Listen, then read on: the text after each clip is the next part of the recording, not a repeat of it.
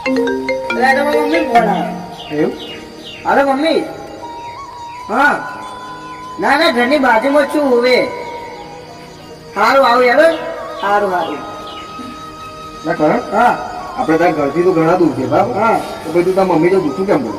એટલે તમને ખબર હે મને ખબર હે કે આપણે ઘરની દૂરિયા પણ મમ્મી થોડી ખબર હે કે આપણે ઘરની મિત્ર દૂરિયા. ખબર મમ્મી જોડે જૂઠું ના બોલાય. જે હોય ને એના હાથું જેવું બોલે. કારણ કે મમ્મી છે ને તમને 9 મહિના પેટમાં રાખી અને તમને જન્મ આપે સમજો. અને પછી કે તમારી ચિંતા હોય તો જ તમને ફોન કરે. બાકી ફોન કરીને એ તમારા માટે નવરા ના હોય બરાબર છે.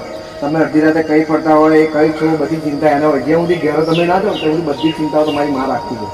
અને તમે આ રીતે તમારી માં જોડે તમે જૂઠું બોલો કદાચ એ જોણે બરાબર કે ભાઈ મારો છોકરો મારી જોડે આજે જૂઠું બોલ્યો હતો તો એના દિલ ઉપર કેટલી વીતે બરાબર છે. તો મિત્ર હોબત આ છે ને કોઈ દિવસ આ પછી છે ને મમ્મીનો ફોન આવે તો સાચું સાચું કહી દેવાનું, જૂઠું નહીં કહેવાનું બરાબર.